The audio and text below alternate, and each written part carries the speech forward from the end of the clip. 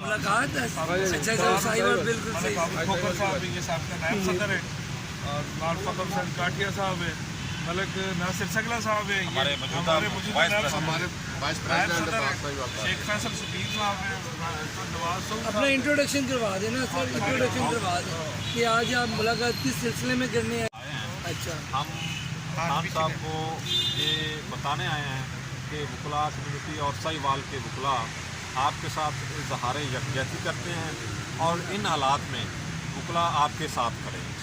हम अल्हम्दुलिल्लाह पाकिस्तान की जो मौजूदा सूरत हाल है उसके ऊपर हम खान साहब को ये बताना चाहते हैं कि आप सिर्फ पाकिस्तान लेवल के नहीं, आप पूरी उम्मत मुसलमान के लीडर हैं। तो आप इसी तरह जिस तरह डटे हुए हैं हम भी आपके साथ हैं। आज हम ये